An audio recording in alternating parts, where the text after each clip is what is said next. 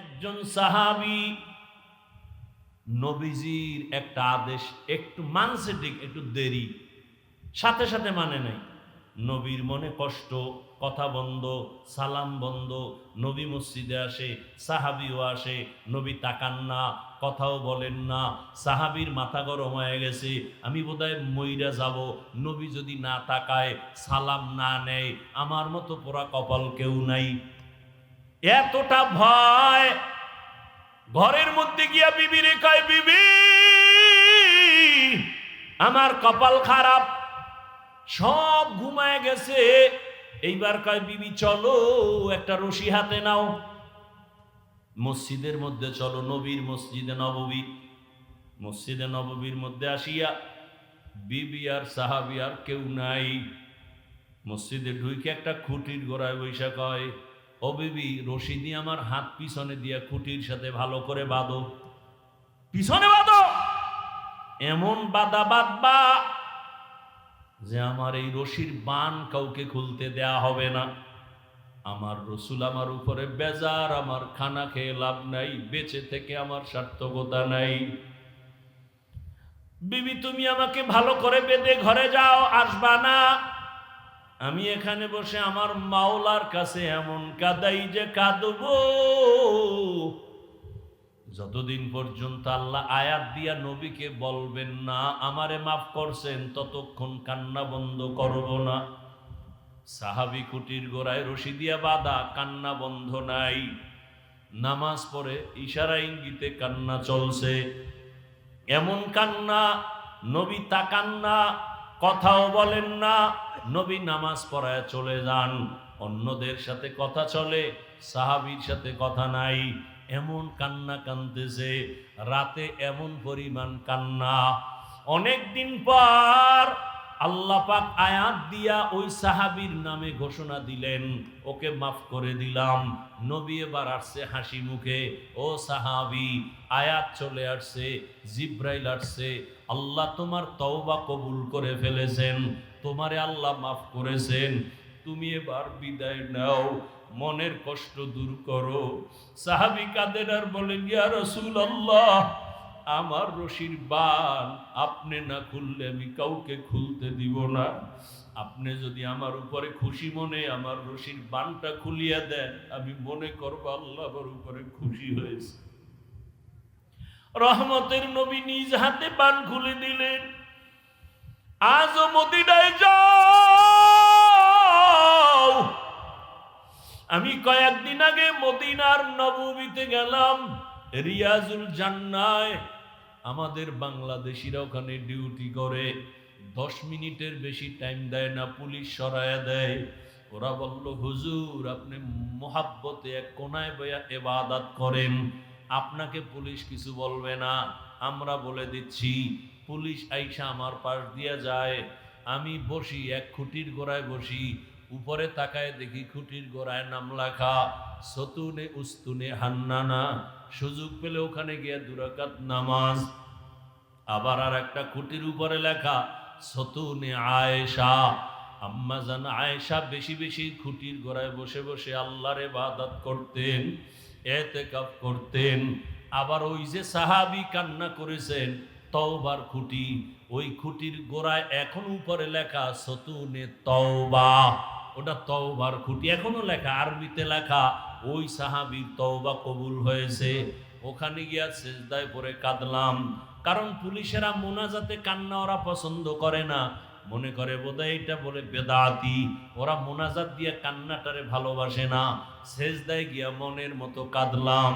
ও আমার এলাকার মা বোনেরা, ও আমার যুবক বাবারা, ও আমার বৃদ্ধ বাবাজিরা, এতক্ষণ যে এত কষ্ট করে চিল্লাইয়া বয়ান শুনাইছি, একবারও কিন্তু আমি আপনাদের বলি নাই আমার মতো দাড়ি টুপি লাগায় বুজুর্গ হয়া হাতে তসবিহ নেন, বরং আমি আমার যুবক বাবাদের বলি, ও আমার কলিজার যুবক বাবারা, আমি একবারও বলি না কওমি মাদ্রাসায় যাও, তাবলিগে না গেলে তুমি জাহান্নামী, পীরের কাছে না গেলে তুমি জাহান্নামী। বরং আমি বলি, বাবা আমাদের লাইনে তুমি আসবা বাধ্য না, তোমাকে আমি আরো চাই তুমি স্কুলে কলেজে পড়ে ডাক্তার হও, ইঞ্জিনিয়ার হও, প্রফেসর হও, এসপি হও, ডিসি হও, ওসি হও, তুমি একজন এমপি মন্ত্রী, তুমি একজন চেয়ারম্যান হও, তুমি একজন ব্যবসায়ী চাকরিজীবী হও। তবে আমার বিদায় বেলা একটা দাবি, বেয়াদব হইও না রে বাবা। তুমি ডাক্তার হয়ে যদি বেয়াদব হও, তাসলিমা নাসরিনের মতো জুতা খেয়ে দেশ থেকে পালিয়ে যেতে হবে। মরণের পরও লাশটা জন্মভূমিতে আসবে না। ডাক্তার হও, বেয়াদব হইও না।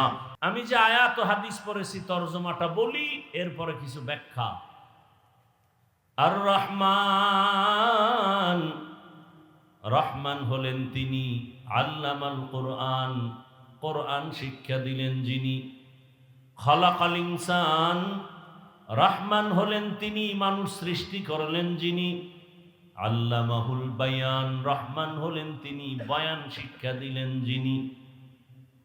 হাদিসে পাকে রহমতের নবী বলেন, খায়রুকুম মান তাআল্লামাল কুরআনা ওয়া আল্লামাহ।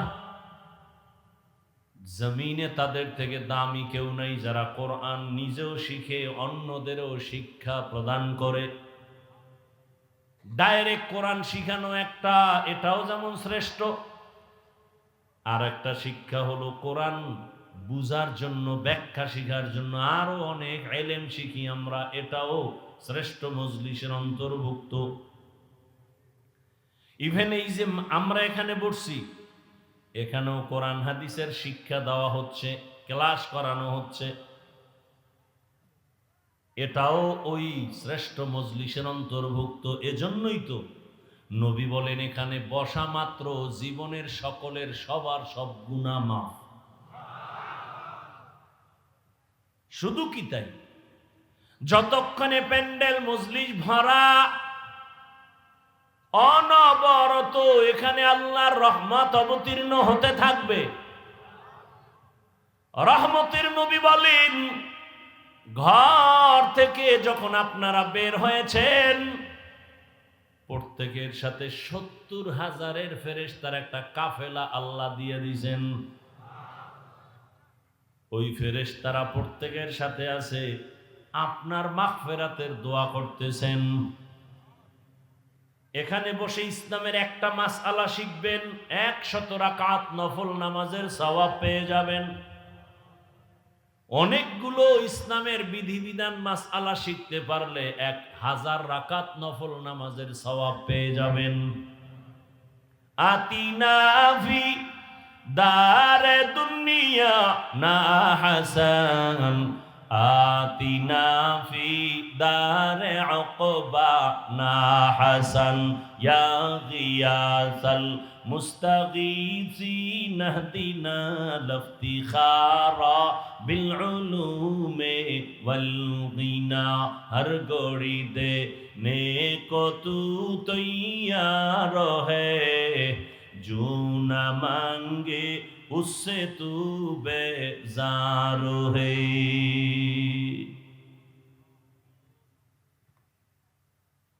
কথা বলার মতো সুযোগ দিবেন, ধৈর্য হবে তো, না দোয়ার আগে ভাগবেন?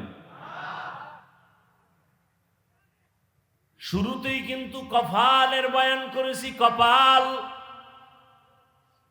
১৩টা বছর রহমতের নবীকে দেখলো, কাছে বসে খানা খাইলো, বয়ান শুনলো, কালেমা পড়ে নাই। এত বড় নিকৃষ্ট কপালওয়ালা বেঈমানের নাম কি জানেননি? জানেন না? গরবা সুরত আদমি ইনসাবুদে আহমদ বু জাহলো হামে কেসাবুদে আদমিরা আদমিয়ত লাজিমাস আউদেরাগর বুনা বাসদহি জামাস। আর তো বাসায় যে ঘুমাবেন সেই টেনশন তো নাই, কারণ এ জাতি রাতে ঘুমায় না। এ জাতি মাওলার কাছে নাজাত পাওয়ার জন্য অন্তত রাতটাকে মোবাইলের হক আদায়ে ব্যয় করে। মাওলার কাছে একটা বলতে হইব না কিছু? মায়ের হক আদায় করছো নি? না।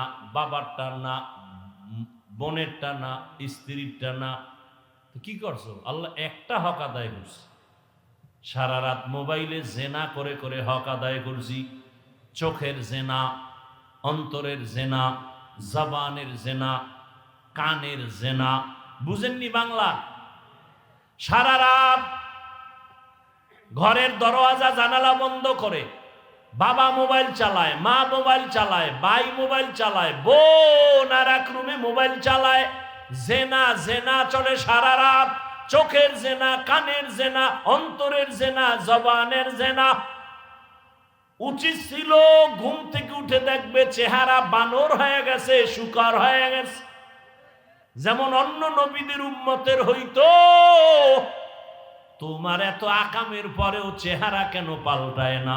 রহমতের নবীর উম্মত হওয়ার কারণে। ইমামুল আউয়ালিন আল আখিরিন বহরে সদকা রহমাতাল লিল আলামিন। 13 বছর বয়ান শুনছে, কালেমা পড়ে না, এর নাম কফাল।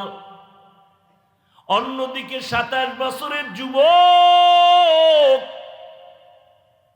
তরবারি নিয়ে দৌড়ায় নবীকে জবাই করবে। কয় বছর? 27 বছরের যুবক নবীকে জবাই করার জন্য তরবারি নিয়ে দৌড়ায়। রহমতের নবীর সামনে যাইয়া রহমতের নবীকে এক নজর দেখা মাত্র তরবারি ফেলে বলেন, নবীজি দয়া করে বেয়াদবি মাফ করে কালেমা পড়ায়া দেন। এমন সান কফালার নাম জানেননি? বলেন, এর নাম কফাল। 13 বছর নবীকে দেখেছে, কালেমা কপালে আসে নাই, কপাল। আর নবীকে জবাই করতে গিয়া ইতিহাসের পৃষ্ঠায় নাম লেখা হলো জান্নাতের দ্বিতীয় সাহাবী। কেমন সেই ওমর! 1500 বছর পরে সেই ওমরের নাম শুনলে কেমন যেন ভয় ভয়। ওমর যেই রাস্তায় চলে, শয়তান ওই রাস্তায় চলে না। কেমন পাওয়ার আল্লাহ তাকে দান করেছেন। ও যুবক, ঘুমের মধ্যে এখনো যদি ঘুমের সময় শাহাদাত আঙ্গুল নিয়া বুকের উপরে লেখো ওমর আইন মিম রা, ওমরের নাম লেখা ঘুমাও, ভালো স্বপ্ন দেখবি, খারাপ কিছু স্বপ্নে দেখবি না। ওমরের এখনো শয়তান বড় ভয় পায়। শুধু ওমরের ইতিহাস বললে রাত পার হয়ে যাবে। কেমন চান কপালওয়ালা! ওই যে শুরুতেই বলছি, কপাল বাড়ির থেকে ওয়াজের নামে আসছে, প্যান্ডেলে ঢুকতে পারে না, কপাল। একদল প্যান্ডেলে ঢুকছে, বয়ান শুনতে পারে না, মোবাইল দিয়া কলবের দরজা বন্ধ, কপাল। আর একদল বয়ান শুনবে শুনবে শুনবে শুনবে, হঠাৎ করে উঠা দৌড় দিবে, মোনাজাত নাই, কপাল। আর একদল ওমরের মেজাজ নিয়ে বসবে আর বলবে, হে মালিক, জীবনে তো গুনাহ কম করি নাই, আজকে ময়দানে তুমি নিয়ে আসছো, দোয়া না কইরা তওবা না কইরা আর বাড়ি যাব না। এমন কান্না দিয়া বাড়ি যাবেন, ফজরে মসজিদে হাজির হয়ে যাবে। জিন্দেগি মে বন্দগি তু করনা হে, जिंदगी में बंदगी तू करना है, जिंदगी बे बंदगी शर्मिंदा है, जिंदगी बे बंदगी शर्मिंदा है। दुनिया में हो दुनिया का तलबगार ना हो, बाजार से गुजर हो खरीदार ना हो। ये दुनिया एक मिसले कागज फूल है, ये दुनिया एक मिसल कागज फूल है जिंदगी में बंदगी तू करना है जिंदगी में बंदगी तू करना है जिंदगी बे बंदगी शर्मिंदा है जिंदगी बे बंदगी शर्मिंदा है जिंदगी में बंदगी कुन बंदगी बंदगी बे जिंदगी शर्मिंदगी। ভাইরা আমার, যে আয়াত আমি পড়েছি আপনারা জানেন, আর রহমান আল্লামাল কুরআন খলাকাল ইনসান আল্লামাহুল বায়ান। আয়াতের তরজমা শেষ, ব্যাখ্যায় ঢোকার আগে সামান্য একটু সময় নিচ্ছি, ভূমিকায় দু চারটি কথা শুনেন। জমিনে আল্লাহ মানুষ বানাইয়া, আল্লাহ মানুষকে বানাবার আগেই শ্রেষ্ঠ মর্যাদা দিয়েছেন, সিদ্ধান্ত ফাইনাল। জমিনে আল্লাহ পাঠাবার আগে এই মানুষের শ্রেষ্ঠত্ব ধরে রাখার জন্য আল্লাহ ব্যবস্থা দিয়েছেন দুইটা। এক ব্যবস্থার নাম রিজালুল্লাহ, আর এক ব্যবস্থার নাম কিতাবুল্লাহ। ব্যক্তি আর কিতাব, এই দুইটা ব্যবস্থা যারা গ্রহণ করে ধরে রেখে চলবে তারা দুনিয়ায় বাদশা, পরকালেও বাদশা। ব্যক্তিও মানতে হবে, কিতাবও মানতে হবে। ব্যক্তিদের মধ্যে শ্রেষ্ঠ ব্যক্তি রহমাতুল লিল আলামিন। আল্লাহর দেওয়া যত কিতাব আছে শ্রেষ্ঠ কিতাব হলো কুরআনুল কারীম। রহমতের নবী জমিনে আসছেন, আল্লাহ শ্রেষ্ঠ ব্যক্তি পাঠাইছেন, কিন্তু শ্রেষ্ঠ কিতাব এখনো দেন নাই। দীর্ঘ 40টা বছর রহমতের নবীর জীবনের বয়স অতিবাহিত হওয়ার পর আল্লাহ তাআলা শ্রেষ্ঠ কিতাব নাজিলের সূচনা করলেন। ইকরা বিসমি রাব্বিকাল্লাযী খালাক খালাকাল ইনসানা মিন আলাক ইকরা ওয়া রাব্বুকাল আকরাম আল্লাযী আল্লামা বিল কলম আল্লামাল ইনসানা মা লাম ইয়ালাম। মাত্র 5 আয়াত নিয়ে জিবরাইল আসছে, প্রথম কোরআনের সূচনা। তাও নবীর 40 বছরের পর প্রশ্ন প্রত্যেকটা পয়েন্টে। আল্লাহ তাআলা আমার নবীকে মক্কা নগরীতে পাঠাইলেন, যেই মক্কার মানুষ ছিল চরিত্রহীন, লম্পট। এত বড় খারাপ জায়গায় আল্লাহর পেয়ারা নবী, সৃষ্টির শ্রেষ্ঠ রহমতের নবীকে এত নাপাক মানুষের সমাজে পাঠালেন কেন? প্রশ্ন। বাইতুল্লাহর মতো এমন একটা ঘর, যে ঘরের দিয়ে তাকাইয়া থাকলেই সওয়াব সওয়াব সওয়াব। আপনাদের বেলকুচি থানার মধ্যে সুন্দর মসজিদ আছে না নাই?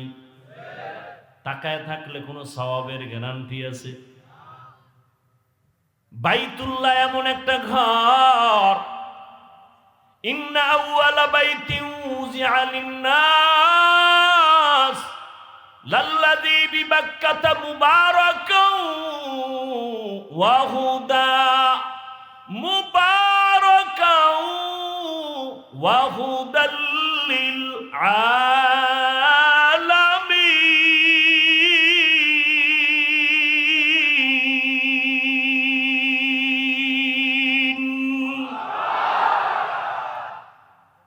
জমিন আল্লাহ বানায় প্রথম একটা ঘর বানাইলেন বাইতুল্লাহ। জমিনে কিচ্ছু নাই, কোনো প্রাণী নাই। জমিন আল্লাহ বানায় প্রথম বানালেন ঘর, নাম কি? আরো জোরে বলেন।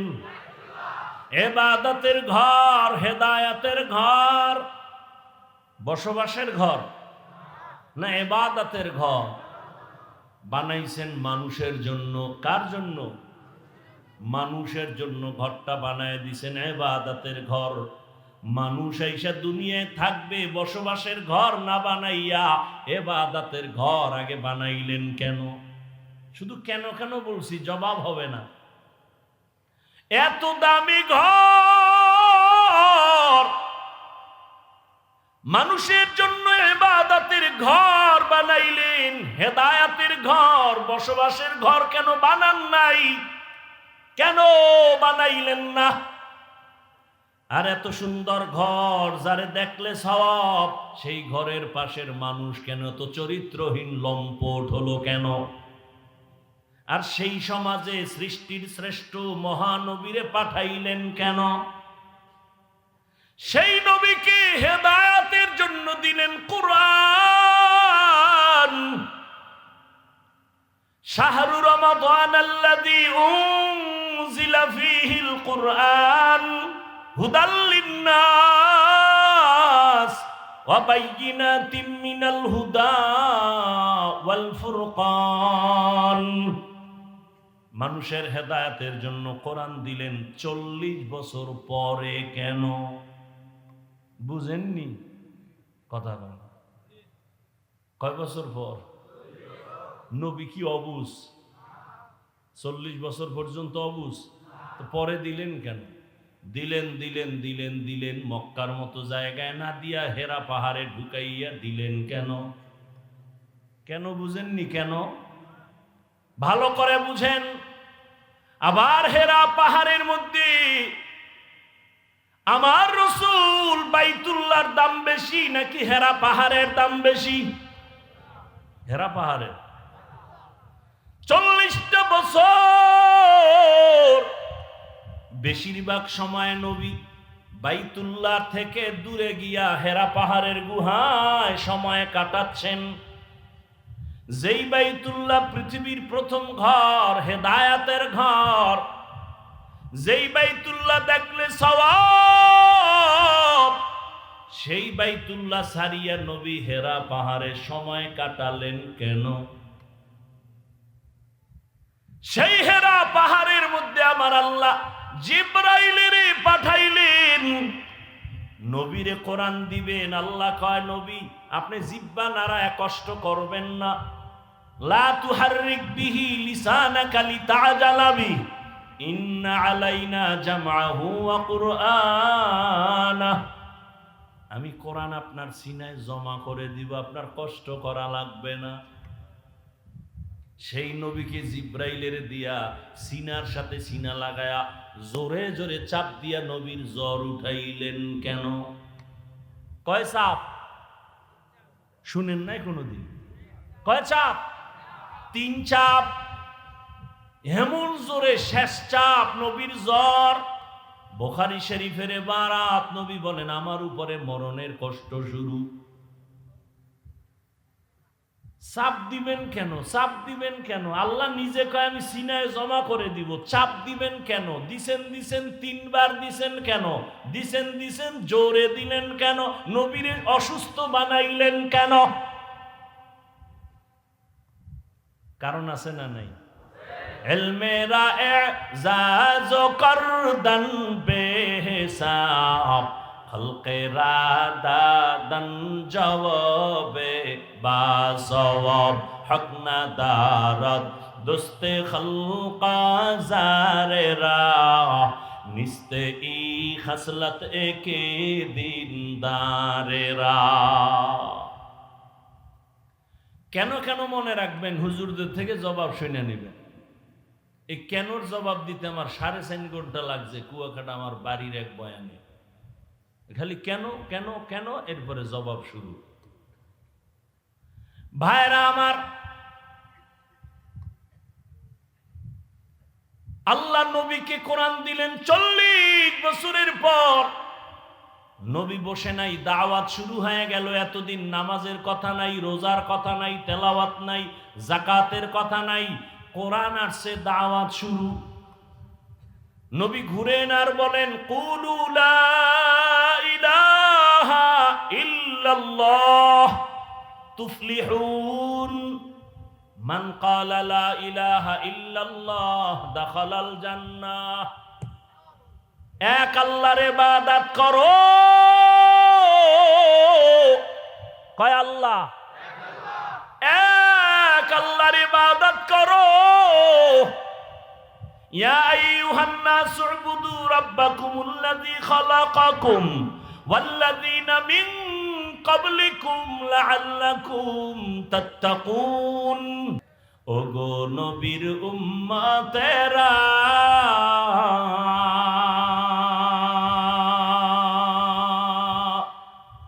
হয়ে আজি দিশাহারা,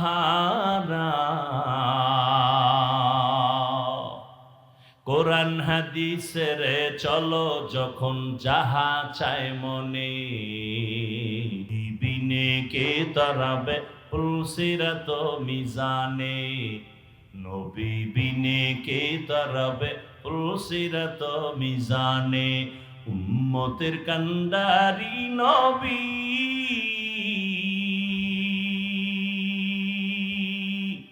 কাঁদেছেন উম্মতের লাগি,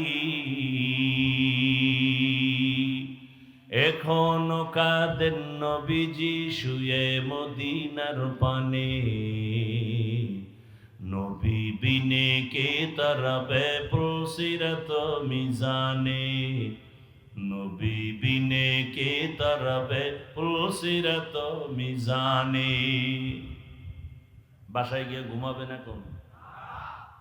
এত পারাপারি করেন কেন? এখানতে বেরোইলি গুনাহ শুরু, এখান থেকে বের হলেই। আজকে ফজর পড়ে নাই, আশিকে রসুল, টাটকা আশিকে রসুল বয়ে দিচ্ছে। ফজর পড়ে নাই, জোহর পড়ে নাই, আসর পড়ে নাই, মাগরিব পড়ে নাই।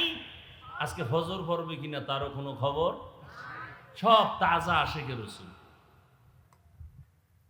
অথচ রহমতের নবী বলেন, বেঈমান আর মুমিনের মাঝখানে প্রাচীরের নাম নামাজ। বেঈমানেরা নামাজ পড়ে না, মুমিনেরা নামাজ ছাড়ে না।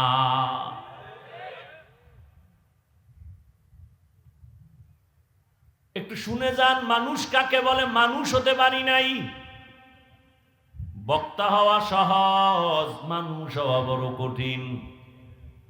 আবু জাহাল নবীরে চিনে জানে, খানা খায় দেখে, কালেমা পড়ে না কেন? মানুষ হতে পারে নাই। মানুষ হওয়া বড় কঠিন। এত বয়ান আর বয়ান,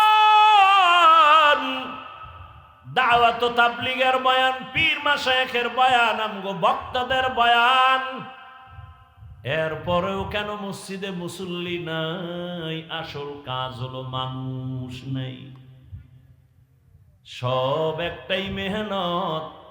মানুষ যেদিন হবে, মাওলানা হওয়া লাগবে না, মুফতি হওয়া লাগবে না। মানুষ যদি হতে পারো, বিনা হিসাবে জান্নাত। রহমতের নবী দাওয়াত দিতেছেন, এক আল্লাহর ইবাদত করো। কিছুদিন পর নবী আবার দাওয়াত দিতে যায়, আর কয় তোমরা রহমানের ইবাদত করো। মক্কার বেঈমানেরা কয়, আব্দুল্লাহর ছেলে মুহাম্মদ, এতদিন বললি আল্লাহর ইবাদত করবো, এখন আবার রহমানের কথা বলো কেন? তোর আল্লাহ দুইজন নি? কয় না না না, দুইজন না। কয়জন? কয় একজন। তো জবাব দে, মানির রহমান, রহমান আবার কে? নবী বলেন, অপেক্ষা কর, আমার আল্লাহ রহমান কে জবাব দিয়া আল্লাহ বলে, নবী ওদের জানায় দেন আমি রহমানকে। আর রহমান আল্লামাল কুরআন।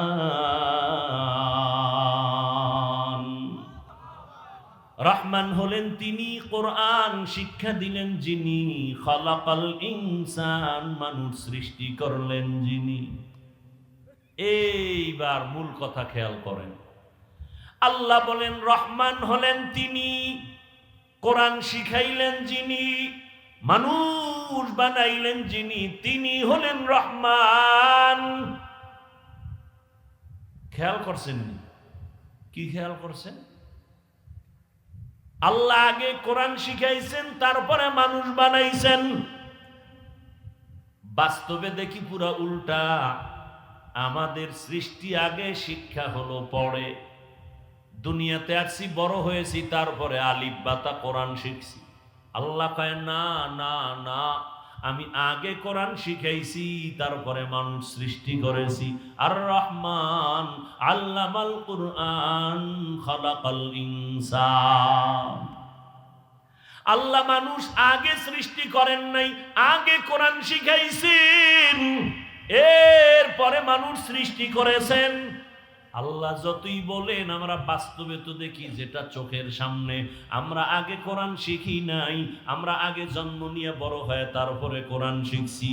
ও আল্লাহ গো, আপনি কেন উল্টা বললেন আমাদের সামনে?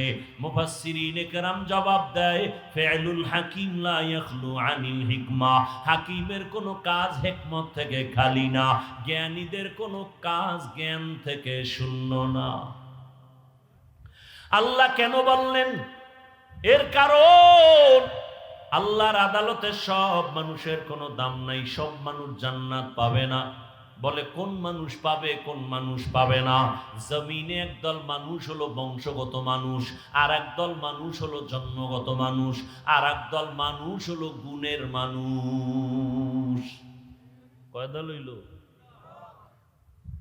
জন্মগত মানুষ জান্নাত পাবে না, বংশগত মানুষের শুধু এই পরিচয়, জান্নাত পাবে না। একমাত্র গুণের মানুষ পাবে জান্নাত। বংশগত মানুষ মানে আদম নবীর বংশে যারা আসছে। আদম নবীর বংশে তো হিন্দুরাও আসছে, বৌদ্ধরাও আসছে, সব নাকি হিন্দুরা অন্য নবীর? সব আদম নবীর বংশে। এই পরিচয়ে যদি জান্নাত পায়, বিধর্মীরাও জান্নাত পাবে? পাবে? পাবে না। অতএব বংশগত মানুষের পরিচয়ে জান্নাত হবে না। আমার আব্বা জানের ঔরসে আমার জন্ম, আমার আব্বা জান জন্মগত আমার বাবা, আমি তার জন্মসূত্রে সন্তান, এই পরিচয়ে জান্নাত পাওয়া যাবে না। আমার বাবার জন্মে আমি মানুষ হইতে পারি না, আমি একটা মানুষের সুরত ধারণ করে আসছি। আল্লাহ কয় আমার কাছে একমাত্র গুণের মানুষ জান্নাত পাবে। এবার গুণের মানুষ কাকে বলে শুনবেন তো, নাকি না অধৈর্য হয়ে যাইতেছেন? গুণের মানুষ কাকে বলে শুনেন। ভালো একটা মূলনীতি মনে রাখবেন আজীবন।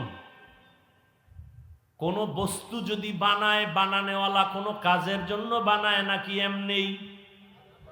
কাজের জন্য বানায়। ভালো করে মনে রাখবেন এই মূলনীতি, উসুল। কোন বস্তু বানানেওয়ালা যেই কাজের জন্য বানাবে, ওই কাজ হলো ওই বস্তুটার গুণ। ওই কাজ যেমন আমার সামনে মাউথ আছে, কথা বলি, মেশিনে আমার কথা টান দিয়া হর্ন থেকে কথাগুলো ইউনিটের মাধ্যমে বের করতেছে। এক কথায় এই মাউথ, এই মেশিন, এই মাইক বানাইলো কেন? বলে আওয়াজ দেওয়ার জন্য। তাহলে মাইকের কাজ কি? আওয়াজ না দেওয়া না দেওয়া? তাহলে এই বস্তুটা বানাইছে আওয়াজ দেওয়ার জন্য। এই মাইকের গুণ হলো আওয়াজ দেওয়া। বাতিওয়ালা বাতি বানানো কেন বানাইলো? অন্ধকার করার জন্য। কি কাজ? আলো দেওয়ার জন্য। তো বাতির গুণ কি? আলো দেওয়া। ঘড়িওয়ালা ঘড়ি বানাইছে টাইম দেওয়ার জন্য, ঘড়ির গুণ টাইম দেওয়া। পাখাওয়ালা পাখা বানাইছে বাতাস দেওয়ার জন্য, পাখার গুণ বাতাস দেয়া। মাইকের গুণ আওয়াজ দেওয়া, বাতির গুণ আলো দেওয়া, পাখার গুণ বাতাস দেয়া। যদি মাইক আওয়াজ না দেয়, সবাই বলবে এটাকে ফেলে দাও। কেন? বলে এটা গুণের মাইক না। বাতির গুণ আলো দেওয়া। বাতি যদি আলো না দেয়, বলবে ভেঙে ফেল, এটা গুণের বাতি না। পাখা যদি বাতাস না দেয়, বলে ফেলে দাও, এটা গুণের পাখা না। এতটুকু কথা বুঝছেননি? যেই বস্তু যেই কাজের জন্য বানানো হয়, ওই কাজ হলো বস্তুটার গুণ। ভালো করে বুঝো। মাইকের গুণ আওয়াজ দেওয়া, বাতির গুণ আলো দেওয়া, পাখার গুণ বাতাস দেয়া। এবার আপনারা একটু বলবেন জানা থাকলে, আমাদের মতো মানুষ আল্লাহ কোন কাজের জন্য বানাইছেন? বিড়ি টানার জন্য? ওয়ামা খালাকতুল জিন্না ওয়াল ইনসা ইল্লা লিয়াবুদুন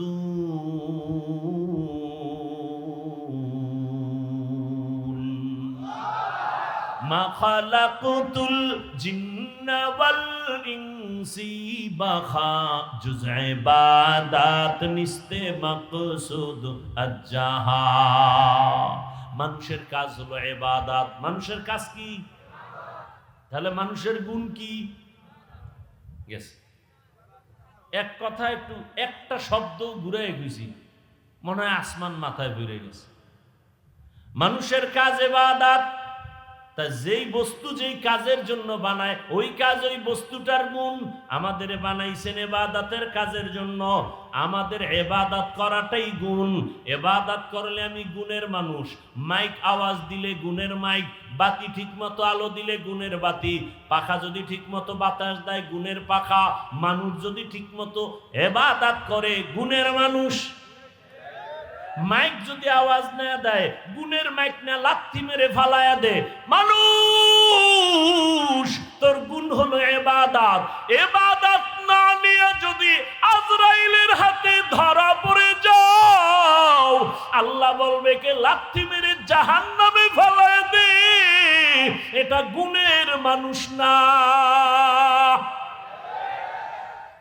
যার ইবাদত নাই ও মানুষ সুরতে আবু জাহিল্লা মানুষ, ওর নাম শুনলে কেন বলে ওর উপরে গজব। ফেরাউন না মানুষ, ওরে কেন মানুষ বদদোয়া করে লানাতুল্লাহি আলাই। নমরুদ একটা মানুষ, ও কেন মানুষের অভিশপ্ত, ওর উপরে মানুষের অভিশাপ কেন? বলে মানুষ গুণের মানুষ, গুণের মানুষ না। আল্লাহ বলবে গুণের মাইক যেমন মানুষ ফেলে দেয় এটা গুণের মাইক না। কিয়ামতের ময়দানে আল্লাহ বলবে যারা গুণের মানুষ না ওদের ধর, ওদের জাহান্নামের শিকল লাগায় লাইনে দাঁড় করা। আমি ওদের বাম হাতে আমলনামা দিব। বাম হাতে যাদের আমলনামা দিবে, বেনামাজি গুনাহগার যাদের ইবাদতের গুণ নাই, আল্লাহ বলবে ওদের আমলনামা বাম হাতে দেওয়া মানে নিশ্চিত জাহান্নামে যাবে। আল্লাহ বলবে ডাইরেক্ট হাতে দেওয়া হবে না, এই নাফরমান বেঈমানের বুকের মাঝে ছিদ্র করে ফেল। ছিদ্র করিয়া বুকের থেকে বাম হাতটা ঢুকাইয়া পিঠের থেকে হাত বের কর, টান মেরে ফেরেশতারা সাথে সাথে বুকের ছিদ্র দিয়া বাম হাত ঢুকায় পিছনে নিবে। আল্লাহ বাম হাতে পেছনে আমলনামা দিবেন। আর নাফরমানকে বলবে এই বেঈমান ইকরা কিতাবাকা কাফা বিনাফসিকাল ইয়াউমা আলাইকা হাসিবা, পড় জীবনে কোথায় কি অন্যায় করছো সব দেখা, আমলনামায় হিসাব রেডি কর। ফেরেশতারা বলবে আল্লাহ মাথা এদিকে, হাত পেছনে, চোখ দুইটা সামনে, হাত পেছনে, আমলনামা পেছনে, পড়বে কেমনে? ও তো দেখে না। আল্লাহ আবার রাগ করবেন আর বলবে নাফরমান বেনামাজি বেপরদাওয়ালা বেঈমানের ঘাটটা ধইরা মোচড় দিয়া পেছনে ঘুরাইয়া দে। ফেরেশতারা বলা মাত্র 1 সেকেন্ড দেরি না, আল্লাহর অর্ডার পাওয়া মাত্র ঘাটটা ধরে মোচড় দিয়া পেছনে ফিরাবে। ও যুবক বাবারা, তোমার বিবেক যদি বলে আল্লাহর কোরআন সত্য, আমার এই কথাও কোরআনের বয়ান সত্য। ইয়া আইয়ুহাল্লাযীনা আমানু কু আনফুসাকুম ওয়া আহলিকুম নারা আকুদুহান নাস ওয়াল হিজারা আলাইহা মালাইকাতুন গিলাযুন শিদাদুল লা ইয়াসুনাল্লাহা মা আমারাহুম ওয়া ইয়াফআলুনা মা ইউমারুন।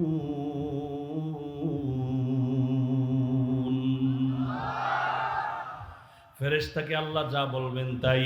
আর ইবাদতের গুণ নিয়ে যারা কবরে যাবে আল্লাহ তাদের জন্য কবর জান্নাত বানাবেন। হাসরের ময়দানে আল্লাহ অর্ডার করবে, এই নাজাত পানেওয়ালা নেক আমলওয়ালারা, তোমরা যারা ইবাদতের গুণ নিয়ে আসছো তোমরা খবরদার সূর্যের গরম সহ্য করতে পারবা না। আমি আল্লাহর কুদরতের ডান পাশে আরশে আজিম, ওখানে গিয়ে তোমরা অপেক্ষা করো।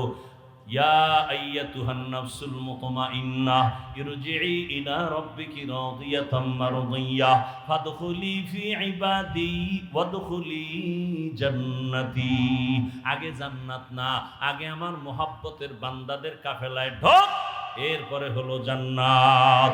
ও আমার বাবারা, মানুষের গুণ হলো ইবাদত। আর ইবাদত কোন সিস্টেমে করব? মন গড়া করলে হবে না, ইবাদতের নিয়ম জানা লাগবে, নিয়ম জানতে হবে। ইবাদতের নিয়ম জানতে হলে কোরআন লাগবে, কোরআন বুঝতে হলে হাদিস লাগবে। তুমি পড়তে পারো না, আলেম লাগবে, আলেম থেকে কোরআন হাদিস যাই না, ইবাদতের নিয়ম শিখা। ইবাদত করলে তুমি গুণের মানুষ, আর গুণের মানুষের জন্য বিনা হিসাবে জান্নাত। তাহলে কি প্রমাণ হলো? আল্লাহ এই কথা বুঝাবার জন্য বলে, আমি আগে মানুষ বানাই নাই, আগে কোরআন শিখাইছি, তারপরে মানুষ বানাইছি। অর্থাৎ যারা আলেম ওলামাদের কাছে যাইয়া কোরআন শিখা ইবাদত করবে তারা গুণের মানুষ। তাহলে গুণের মানুষ হওয়ার আগে কোরআন লাগবে, কোরআন দিয়া ইবাদত বুঝবে, তারপরে করবে, তারপরে গুণের মানুষ। আল্লাহ দেখে ইঙ্গিত করে বলেন, আমি আগে কোরআন শিখাইছি, তারপরে মানুষ বানিয়েছি। আর রহমান আল্লামাল কুরআন খলাকাল ইনসান। আমি আগে কোরআন শিখাইয়া ইবাদতের মাধ্যমে গুণের মানুষ বানাইছি। অতএব যারা উলামায়ে কেরামের কাছে যাইয়া কোরআন হাদিসের মাধ্যমে যারা ইবাদত করবা, আলেম ওলামাদের পরামর্শ নিয়া যারা মানুষ ইবাদত করে গুণের মানুষ হইবা, তাদের জন্য আমি আল্লাহ জান্নাত বানায় রাখছি। এজন্যই বলছি বাবা, আমি হাফিজুর রহমান তো মানুষই না।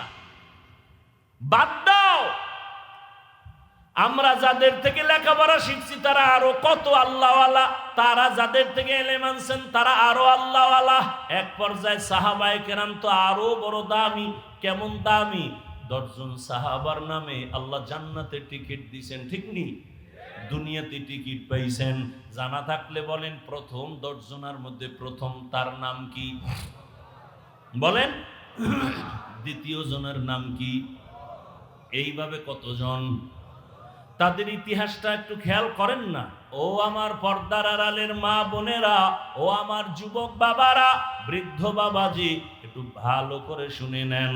সাহাবায়ে কেরামদের আমল কত সুন্দর, এলেম কত সুন্দর, তাকওয়া কত সুন্দর, জিকির কত সুন্দর, নামাজ কত সুন্দর, কত সুন্দর তাদের আমল, কত সুন্দর তাদের তাকওয়া, কত সুন্দর তাদের আকীদা, কত সুন্দর তাদের ঈমান।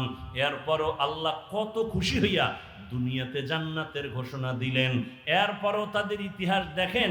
রহমতের নবী নিজে বলেন, আমি এশার নামাজ পড়ে মসজিদে নববীর পাশে আমার হুজরা আয়েশার ঘর, আমি রাতের বেলা এশা পড়ে ঘুম, হঠাৎ করে কানের মধ্যে শুনি কান্নার আওয়াজ। কে এই রাতে কান্না করে? আমার কান সজাগ হয়ে গেছে। আমি ঘুম থেকে উঠলাম, ওইটা বাহির হলাম, বাহির হইয়া মসজিদের দরজার কিনারায় গিয়া দেখি ভেতরে একটা লোক নামাজে দাঁড়ায় কান্না করে গভীর রাতে। আমি ভালো করে নজর করে দেখলাম, এই গভীর রাতে নামাজে কে কান্না করে। ভালো করে তাকায় দেখলাম সাধারণ কেউ না, আমার কলিজার সাহাবী, আমার জান্নাতের আল্লাহর ঘোষণা প্রাপ্ত সাহাবী। জান্নাতি সাহাবীদের 10 জনের ভেতরে প্রথম সিরিয়ালে যিনি, তিনি নামাজে দাঁড়ায় দাঁড়ায় হাউ মাউ করে কান্না করেন। কে? আবু বকর সিদ্দিক রাদিয়াল্লাহু আনহু। নবী বলেন, আমি অপেক্ষমান। আবু বকর নামাজ শেষ করে পিছনে তাকাইয়া দেখে রহমতের নবী দাঁড়ানো। আবু বকর আশ্চর্য হয়ে বলেন, ইয়া রাসূলুল্লাহ, আমি গোপনে আমার মাওলার সাথে আমি কথা বলতেছি,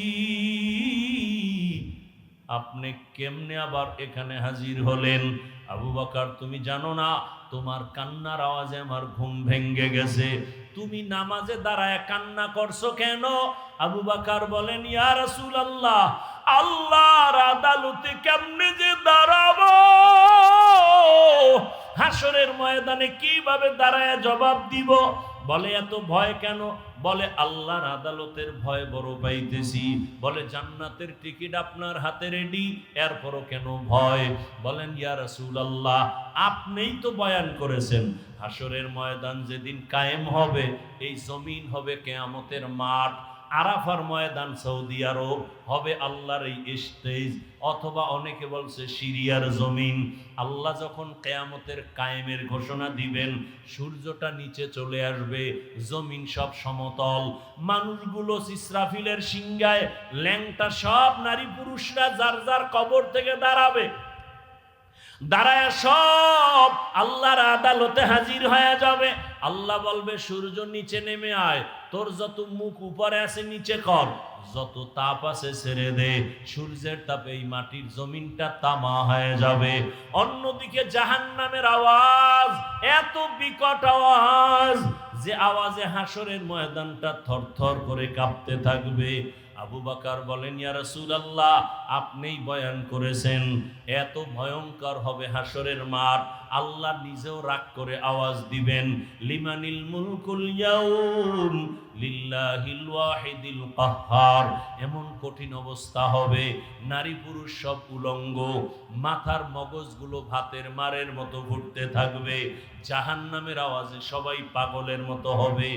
নবীরা পর্যন্ত যাদের গুনাহ নাই তারাও কান্নায় বেকারার হয়ে যাবেন। আদম নবী কাঁদবেন নিজের চিন্তা, উপায় কি হবে। মুসা নবী কাঁদবেন আমার উপায় কি হবে। ঈসা নবী কান্না করবেন আমার উপায় কি হবে।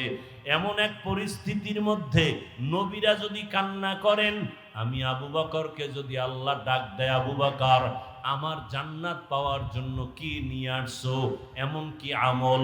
আমি যদি বলি হে আল্লাহ তোমার জান্নাত আর তোমার মোহাব্বতে নামাজ তেলাওয়াত রোজার আমল নিয়ে আসছি, আল্লাহ যদি বলে আবু বকর যেইভাবে নামাজ চাইছিলাম ওইভাবে হক আদায় করে নামাজ পড়ো নাই, আমি যেইভাবে তেলাওয়াত করলে খুশি হতাম ওইভাবে তেলাওয়াত তুমি দিতে পারো নাই, যেইভাবে জিকির করলে আমি আল্লাহ নিজে খুশি হতাম ওইভাবে হক আদায় করে জিকির হয় নাই, যাও তোমার আমল তুমি নিয়ে জাহান্নামে যাও, আমার জান্নাত আমাকে দিয়া দাও। ওর দয়ার নবী তখন আমার উপায় কি হবে এই চিন্তা আমি নামাজে দাঁড়ায় কান্না করতেছি। আবু বকরের যদি হালাত হয়, আপনি আমি তো মানুষের কাতারেই নাই, নামাজ নাই, রোজা নাই। আরে আমরা যে নামাজ পড়ি না, নামাজ কি নামাজ? আমগো নামাজ কোন নামাজ? আল্লাহ কোরআনে বলছেন আরাআইতাল্লাযী ইউকাযযিবু বিদ্দীন ফাযালিকাল্লাযী ইয়াদউল ইয়াতীম ওয়া লা ইয়াহুদ্দু আলা তাআমিল মিসকিন ফাওয়াইলুল লিল মুসাল্লিন। মুসল্লি নামাজীর জন্য ওয়াইল নামক জাহান্নাম। এবার বুঝেন যে কি নামাজ। ওয়াইল নামক ভয়ঙ্কর জাহান্নাম মুসল্লি যারা নামাজি তাদের জন্য। আমরা তো সেই নামাজ পড়ি মিথ্যা বলি, নামাজ পড়ি ওয়াদা খেলাফ করি, নামাজ পড়ি পর্দা করি না, নামাজ পড়ি সুদ খাই ঘুষ খাই, এই নামাজি আমরা।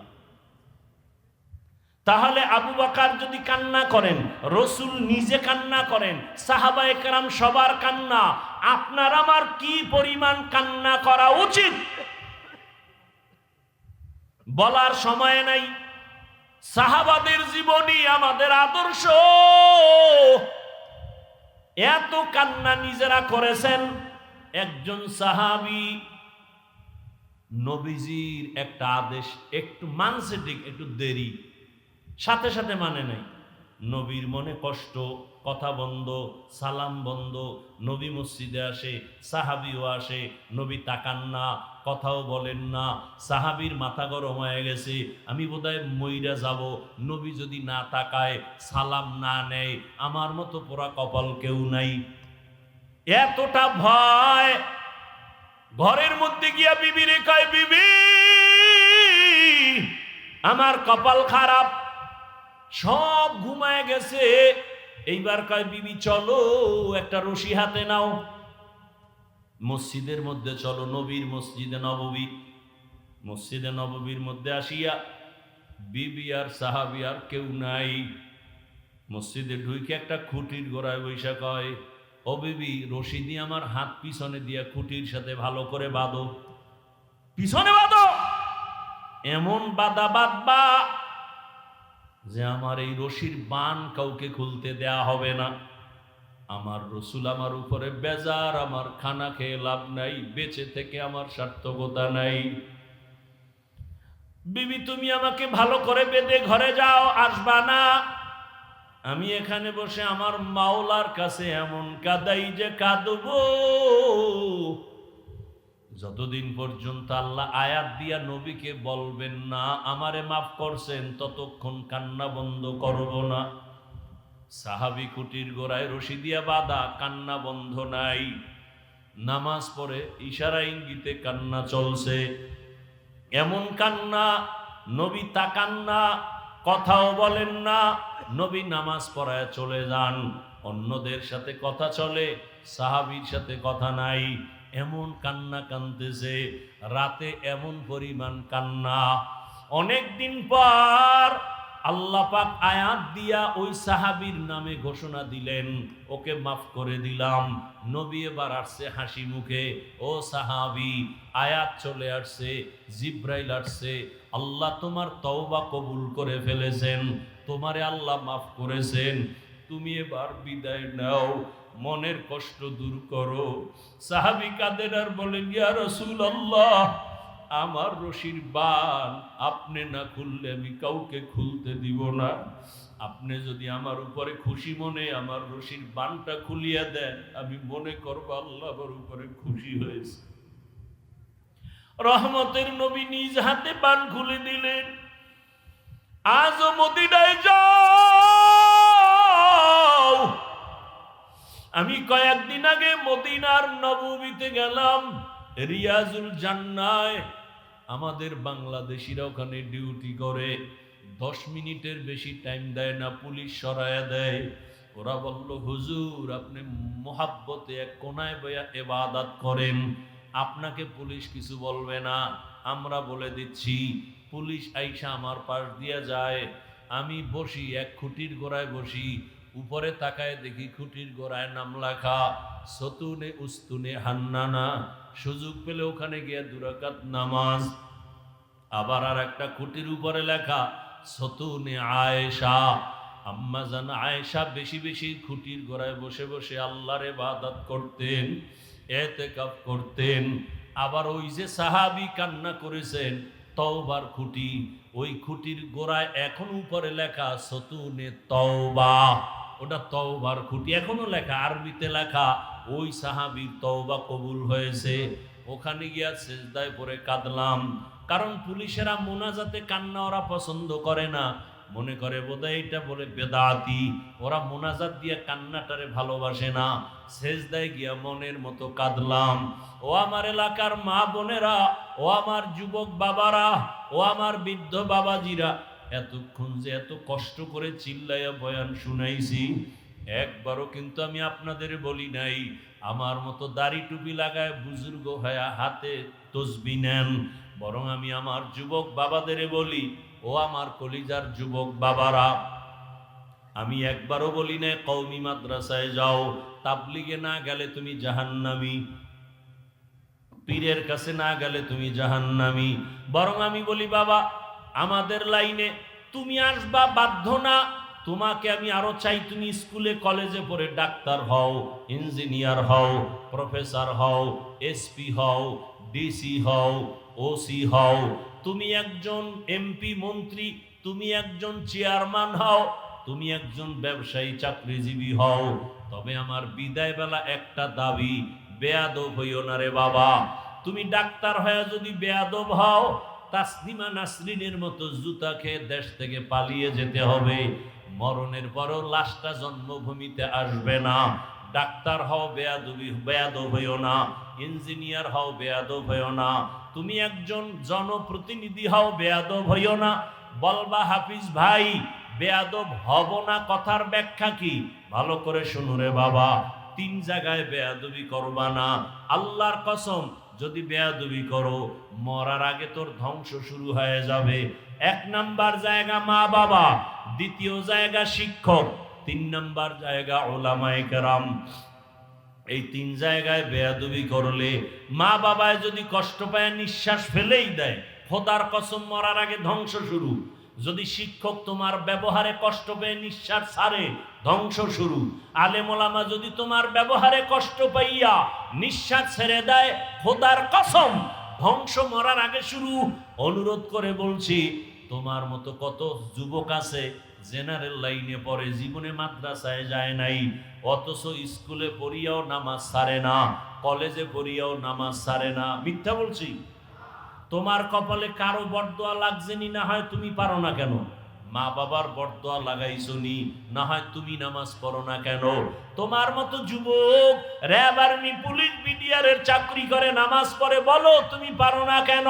তোমার মতো যুবক ডাক্তার, প্রফেসর, ইঞ্জিনিয়ার, এমপি, মন্ত্রী অভাব নাই, ব্যবসায়ী, চাকরিজীবী, এসপি, ডিসি 5 ওয়াক্ত নামাজ পড়ে নাই? তোমার মতো যুবক রাস্তায় গাড়ি চালায়, নামাজ বাদ দেয় না, বলো তুমি কেন পারো না? তোমার মতো যুবক নদীর মধ্যে মাছ ধরে, নামাজ ছাড়ে না। তোমার মতো যুবক কৃষি কাজ করে, শ্রমিকের কাজ করে, নামাজ বাদ দেয় না, বলো তুমি কেন পারো না? তুমি কি মনে মনে ভাবছো হুজুরেরা মিথ্যা কয়? মনে মনে ভাবছো কোরআন মিথ্যা? একটা প্রমাণ দে, এখন দাড়ি কেটে ফেলবো, দুনিয়ার সব কোরআন জ্বালায় দিব, যদি একটা ভুল বের করে দিতে পারো। পারবা? পারবা না। বরং তোমার বড়রাও অপচেষ্টা করে পারে নাই। অতএব তোমার হাতে পায়ে বিনয়ের সাথে অনুরোধ করে ধরে বলি, আর নামাজ ছাড়িও না। জীবনে মনের ঝাল মিটে এত গুনাহ কম করো নাই। মনে শখ লাগছে নামাজ পড়বা না, পড়ো নাই। মনে শখ আসছে দাড়ি কাটবা, কেটেছো। মনে শখ লাগছে পার্কে যাবা, দৌড়ায় গেছো। মনে শখ লাগছে সারা রাত মোবাইলে গুনাহ করবা, করেছো। এখনো কি তওবা করবা না? ও পর্দার আড়ালের মা বোনেরা, আপনারা কেন নামাজ পড়তে পারেন না? কয়দিন আর মার্কেটে ঘুরিয়া নিজের ইজ্জত নষ্ট করবেন? একটা সন্তানকে আদর্শ ডাক্তার বানায় যান, আদর্শ ইঞ্জিনিয়ার বানায় যান, আরে আদর্শ কোরআন পড়নেওয়ালা বানায় যান। আপনার সন্তান যদি আপনার আদর্শ পাইয়া সুন্দর ব্যবহার দেয়, কোরআন শিখতে পারে, ডাক্তার হইয়াও কোরআন তেলাওয়াত করবে, নামাজের সময় নামাজ আদায় করবে, আপনাদের জন্য দোয়া করবে, ওলামায়ে কেরামের সাথে সুন্দর আচরণ করে চলবে, এমন ডাক্তার হতে পারলে আপনার সন্তানও ধন্য, আপনার জীবনও ধন্য। এরে আম্মা জানেরা, কয়দিন আর দুনিয়ায় বাঁচবেন? এমন একটা দিন নেই গাড়ির নিচে, পানির নিচে যুবকের লাশ দেখা যায় না, ঘুমের বিছানায় লাশ। কোন দিন মরণ হবে জানা নাই। এখনো সময় আছে, তওবা করেন। মনেরে বুঝান রে মন, জীবনে কত স্বাধীনভাবে চলছি আর গুনাহ করেছি। আজকে থেকে তৈরি হয়ে গেলাম, আমার মতো নারী যদি নামাজি থাকে আমি কেন পারবো না? আমার মতো নারী যদি স্বামীর খেদমত করে আমি কেন পারবো না? আমার মতো নারী যদি মোবাইল না চালায় আমি কেন পারবো না? আমি একটা ভালো সন্তানের মা হইয়া কবরে যাই, পারলে আলেমের মা হইয়া যাই, পারলে হাফেজে কোরআনের মা হইয়া যাই। যদি জেনারেল লাইনেও সন্তান থাকে, অন্তত আদর্শওয়ালা সন্তানের মা হইয়া কবরে যাই। আপনার জীবন ধন্য। যুবক বাবারা, এখনো সময় আছে, মনটাকে বুঝাইয়া তওবা করো। আল্লাহকে বলো, হে আল্লাহ, আমার মতো যুবক জেনারেল লাইনে থাকিয়া 5 ওয়াক্ত নামাজ পড়ে যদি চাকরি করে, ব্যবসা করে, আমি জীবনে তো গুনাহ কম করি নাই, আজকে থেকে তওবা করতে চাই। হে আল্লাহ, আপনি আমাকে এই মাহফিলের ময়দানে নিয়ে আসছেন, আমি তওবা করি, আর নামাজ ছাড়বো না, দাড়ি কাটবো না, বেপরদায় চলবো না, মা বাবার সাথে বেয়াদবি করবো না, শিক্ষকের সাথে বেয়াদবি করবো না, ওলামায়ে কেরামের দোয়া পরামর্শ নিয়া নবীজির সুন্নত অনুযায়ী জীবন চালাবো। তওবা করার মতো যদি অন্তর তৈরি হয়, মুনাফিকি যদি না থাকে, খাঁটি তওবার নিয়ত যাদের আছে, দুটো হাত আমার আল্লাহকে দেখায় দেন। আয় আল্লাহ, হাতগুলো কবুল করে নেন। আয় আল্লাহ, আমাদের তওবা কবুল করে নেন। তওবার উপরে মজবুত হইয়া চলার তৌফিক দান করেন, আমিন। বাবারা, আল্লাহর কাছে খাঁটি তওবা, আলেম হতে পারেন নাই, আলেমকে মোহাব্বত করবেন, সহযোগিতা করবেন। এই যে মাদ্রাসা, আজকে মাদ্রাসার কারণে এখানে বয়ান, এখানে আমরা আসছি, আরো ওলামায়ে কেরাম, মিজান সাহেব হুজুর কত দোয়া করলেন, এই মাদ্রাসার কারণে এলাকায় রহমত। মাঝে মাঝে দেখেন আজানের 1 ঘন্টা আগে এসে দেখবেন মাদ্রাসার বাইরে দাঁড়ায় শুনবেন বাচ্চাদের চোখের কান্নার আওয়াজ। ওরা তাহাজ্জুদে দাঁড়ায়, ছোট ছোট বাচ্চাগুলো বাসায় থাকলে সকাল 10টার আগে ঘুম থেকে উঠে না, আর এই মাদ্রাসার ছাত্রগুলো ছোট ছোট বাচ্চা হেফজোখানায় ভোর রাত উঠে ওযু বানাইয়া সিজদায় পড়ে কাঁদে আর দোয়া করে, আল্লাহ আমার মা বাবাকে মাফ করে দাও, আমারে তুমি ইলমের নূর দিয়া কবুল করো, এলাকায় শান্তি দাও। ও বাবা, আলেম হতে না পারলেও যারা কোরআন সিনাই নিয়ে চলে তাদের সহযোগিতা করিয়েন। কত গরিব গরিব ছাত্র আছে, সামনে শীত আসতেছে, একটা শীতের কম্বল কিনতে পারে না, একটা তোষক কিনতে পারে না। অনেক গরিবরা মাদ্রাসায় পড়ে, ওরে একটা মশারিও কিনতে পারে না। যদি আপনি জানেন মাদ্রাসায় এসে হুজুরকে বলবেন, হুজুর একটা এতিম ছাত্র, গরিব ছাত্রকে আমি 1 সেট জামা কাপড় দিব, জীবন ভর ওই সন্তান আপনাকে ভুলবে না, দোয়া করবে। একটা মশারি কিনে দেন, 1 সেট কিতাব কিনে দেন, আপনি একটা লুঙ্গি কিনিয়ে দেন, আপনার সওয়াব হবে না গুনাহ? সওয়াব। আপনি আলেম না হইয়া ওই ছেলেরে সহযোগিতা করলে ও আলেম হইয়া যা পাবে, আল্লাহ আপনাকে সেই পরিমাণ সম্মান দিয়া হাসরের ময়দানে জান্নাতের ফয়সালা করবেন। রাজি আছেননি? সব সময় যেখানে থাকেন মাদ্রাসার খেদমত করবেন, আলেম ওলামার সহযোগিতা করবেন, দোয়া নিবেন। কি নিবেন? দোয়া। আল্লাহ সবাইকে কবুল করেন। আপনাদের দোয়া করার দরকার আছে না? গুনা টুনা জাগো না, এগো দোয়াও লাগে না, দোয়া করবেন। আমিও আপনাদের কাছে দোয়া চাই। আমি দোয়া চাইতে পারি না? পারি না। আমিও এক মাদ্রাসার খেদমত করি ঢাকা।